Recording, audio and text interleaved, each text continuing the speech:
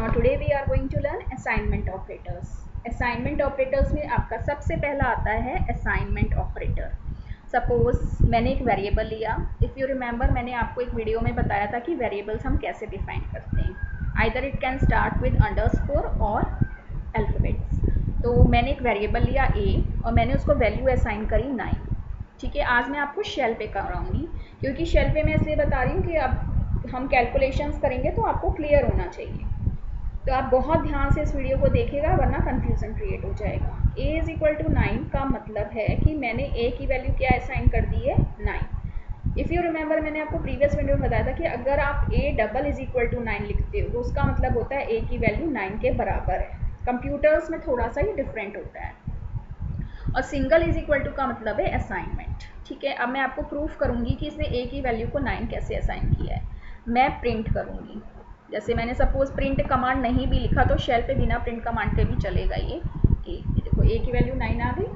ठीक है, तो ये हमने वैल्यू असाइन की थी. अब दूसरा मैं असाइन क्वोशिएंट ऑपरेटर करूंगी.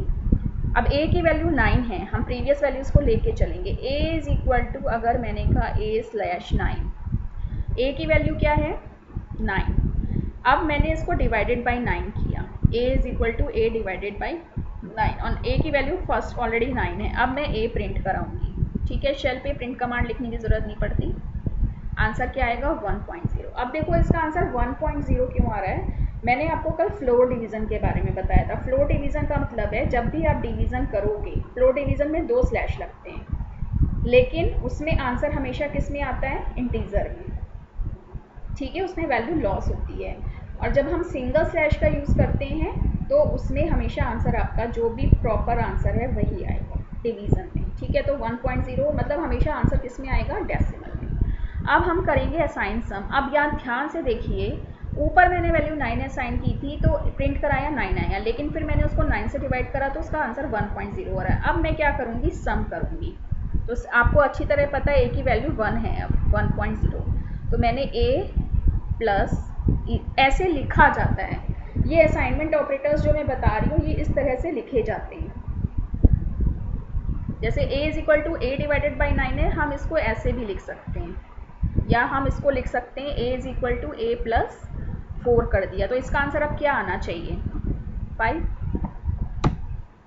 ठीक है, 0.0 तो आएगा ही क्योंकि उसने डेसिमल में आंसर दिया था. तो हम a is equal to a plus 4 भी लिख सकते हैं या फिर अब a का आंसर 5 हो चुका है, ये ध्यान रखिएगा. या फिर हम इसको ऐसे भी लिख सकते हैं a plus is equal to 5.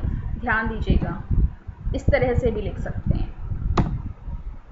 ठीक है, a is equal to a plus 4 चाहे a is equal to a plus 5 लिखो, बात एक ही है. ये दोनों तरीके मैंने आपको बता दिए हैं, आपकी बुक में दिए हुए. ठीक है, चाहे आप a plus is equal to 5 लिखो चाहे a is equal to a plus 5 लिखो. ठीक है, वो एक ही बात है. मैं इसी को a is equal to a plus 5 भी लिख सकती हूँ, लेकिन अब इसका आंसर 15 आएगा क्योंकि a की वैल्यू 10 हो चुकी है. ऊपर वाले सेम ऑपरेटर को मैं दूसरे तरीके से भी लिख रही हूँ. a प्रिंट कराऊंगी. ठीक है, क्लियर. अब माइनस करेंगे. अब 15 हो चुकी है. अब मैंने लिखा a माइनस, पहले इक्वल टू का साइन नहीं लगेगा, ये ध्यान रखना. अब मुझे माइनस करना है. माइनस इज इक्वल टू मैंने किया 2, प्रिंट a. क्या आंसर आएगा 13.0. इसी तरह से अब मुझे मल्टीप्लाई करना है तो a, मैं बंद नहीं करूँगी नहीं तो फिर आपको दिक्कत होगी.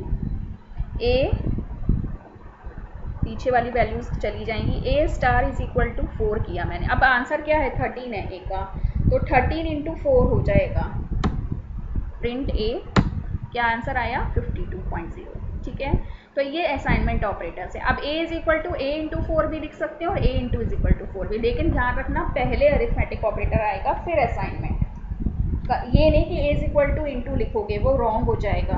अगर मैं यहाँ पे आपको लिख के भी दिखा देती हूँ कि अगर आपने a is equal two into, ये देखिए एरर आ गया, सॉरी, ये a is equal two into 4, देखो एरर आया ना. तो पहले स्टार मतलब पहले अरिथमेटिक ऑपरेटर फिर इज इक्वल टू. अच्छा, अब a की वैल्यू क्या थी 52. अब हम करेंगे मॉड्यूलस. मैंने आपको रिमाइंडर का साइन बताया था. अब सपोज मुझे रिमाइंडर निकालना है तो मैं a मॉड्यूलस का साइन इज इक्वल टू 4, मतलब 52 को 4 से डिवाइड करके जो भी रिमाइंडर बचेगा वो आंसर आएगा। मेरे ख्याल से तो इसका आंसर 0 दे देगा ये, आई थिंक, क्योंकि 13 आ जाएगा ना। ठीक है, मैं अब क्या करती हूँ, उसको प्लस इसमें कुछ वैल्यू कर देती हूँ, नहीं तो मुश्किल हो जाएगी। ठीक है, अब मैंने डिफरेंस निकालना है, तो डिफरेंस को मैं बता चुकी हूँ। अब एक्सपोनेंट, एक्सपोनेंट मतलब रेज टू द पावर 3। तो मैंने आपको बताया था जब हम पावर्स निकालते हैं तो हमेशा 2 स्टार का यूज़ करते हैं। तो अब जैसे मैंने लिखा a टू द पावर 2, मतलब 78 का square, 78 to the power 2, a को प्रिंट करोगे, आगे आंसर। एक्चुअली में मैंने इक्वल टू का साइन नहीं लगाया, इसीलिए a star is equal to 2। ठीक है, अब आंसर आ गया 6084।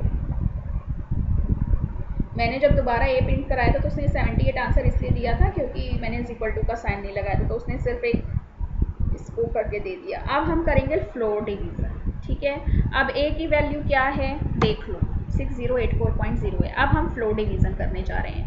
पहले मैंने डिवीज़न किया